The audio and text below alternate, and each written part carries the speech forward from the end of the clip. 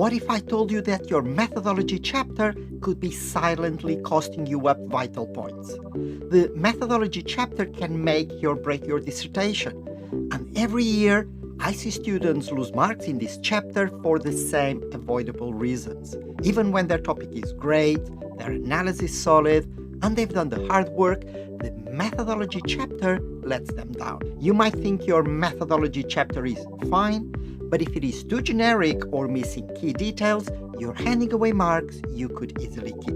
In this video, I'll walk you through 3 of the most common and costly methodology chapter mistakes I see in dissertations. But guess what? These mistakes are fixable. I'll show you how to make simple but significant improvements that make your methodology chapter clear, specific, and ultimately persuasive. And I'll share real examples from student work to show you what works and what doesn't. If you're writing your methodology chapter now or revising it, this could be one of the most valuable videos you watch. Mistake number 1 is one I see in almost every draft. A method choice section that could belong to any dissertation. Let's look at an example. Even though this is not a good example, there's some positives. It clearly states what the option is, qualitative, and there is an attempt at explanation, which is good on its own. But this explanation is very limited, even though the title of the section is Rationale and Justification. So the good stops here. Do you see any meaningful explanation for the choice of qualitative research? No. This section is simply made up of a short paragraph and the generic table. But your methodology chapter isn't about research in general. It's about your research. What you did, how, and why. Including these generic tables or text has limited intellectual value.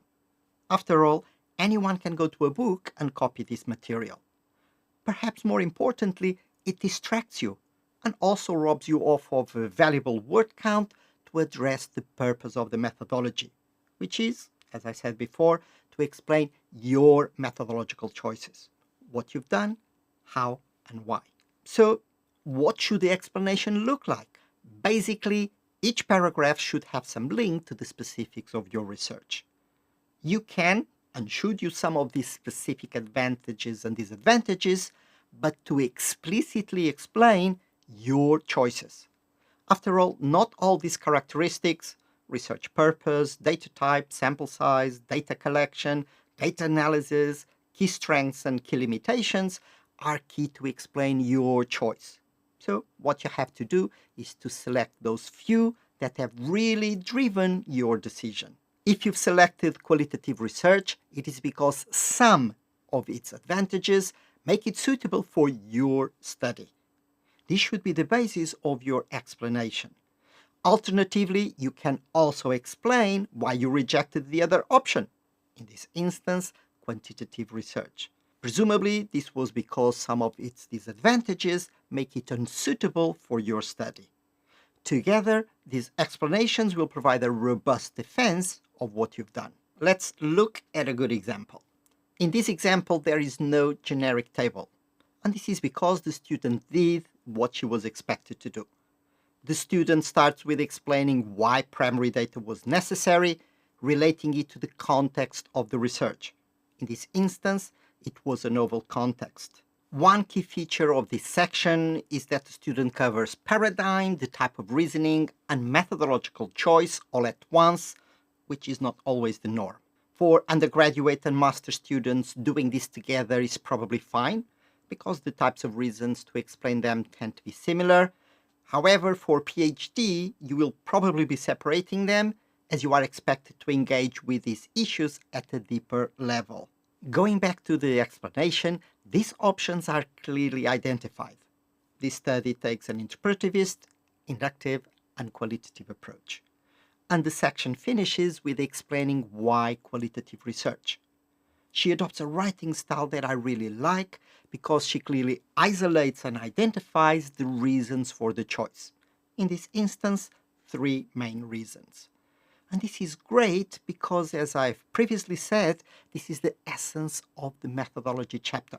Explain what you've done, how, and why.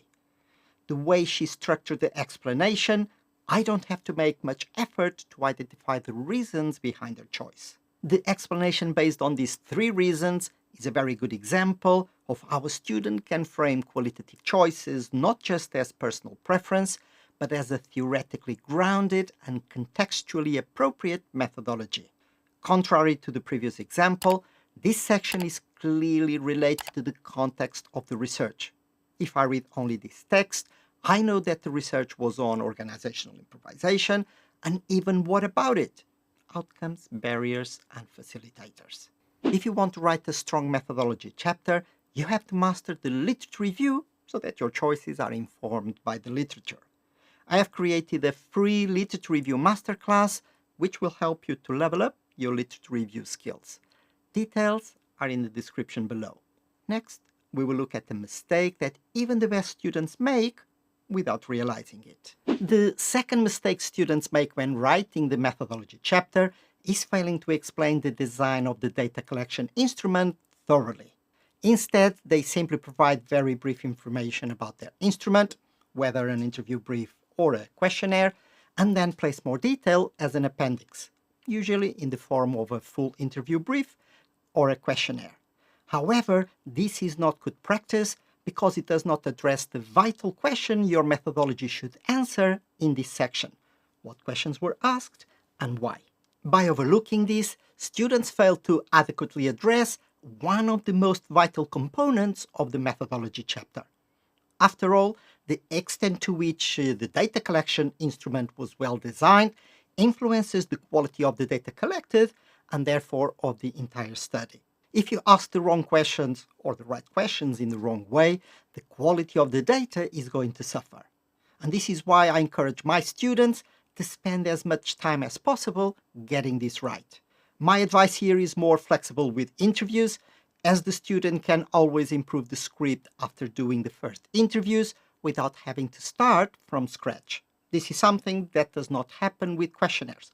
Once you start collecting your questionnaire data, you are stuck with it. Let's look at 2 examples, starting with a not so good one. In example 1, we immediately see that there isn't a lot of text to explain one of the most important parts of the methodology chapter. The section simply states that the interview guide is in Appendix 1, which is fine, but doing this should not be seen as a replacement for a thorough explanation of its design in the chapter. It does refer to the main areas based on the theory that the student chose, the theory of planned behavior, but there is no information about the questions that were asked to uncover meaning related to each of the areas of the theory. And then the student moved on to explain each type of questions, for example, open answer questions, and the phrasing of the questions. While this is good, there is very little detail about what was done in practice in these areas, as the explanation is quite generic. Giving examples of how these principles were applied would help the student to demonstrate how they shaped the interview brief. Example 2 comes from a quantitative dissertation, and it is a good example because there is a lot more detail. In this instance, good detail. There is a detailed explanation of how each concept in the conceptual framework was measured, including the specific items and the references which inform the measurement of the concept. This is complemented by an explanation which includes both the reasons for the choice of scale and any adaptations to the scales that were carried out.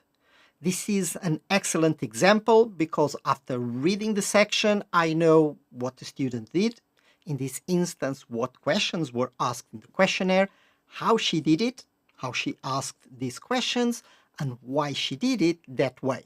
The reasons behind the choice of questions and measurement scales. And this is important because you should bear in mind that the methodology is all about these 3 things: what you've done, how, and why.